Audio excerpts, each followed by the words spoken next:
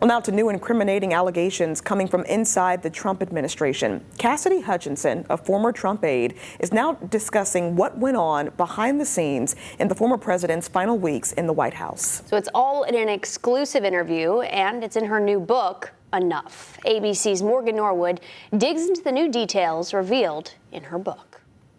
Cassidy Hutchinson, a former top aide within the Trump administration, is shedding light on the final days of the Trump White House. In an interview with MSNBC, she begs elected officials in the GOP to stop Donald Trump from regaining the White House. We're talking about a man who, at the very essence of his being, almost destroyed democracy in one day. Hutchinson was the top aide to Trump's chief of staff, Mark Meadows. Her interview covers much of what she writes in her new book, Enough. In it, she alleges Meadows burned so many documents after the 2020 election that his office smelled like a bonfire. I was under the impression, and I know there were several of my colleagues that were under the impression, that how classified documents were being handled was not within proper protocol. Mark Meadows has not responded to ABC News' request for comment. However, MSNBC says a representative for Meadows released a statement on Hutchinson's allegations, which said in part, much of her claims in this book about Mr. Meadows or otherwise are filled with half-truths,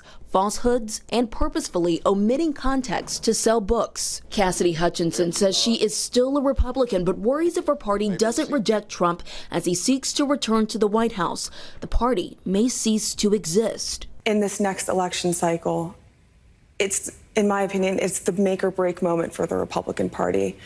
Now is the time. If these politicians want to make the break and want to take the stand, they have to do it now.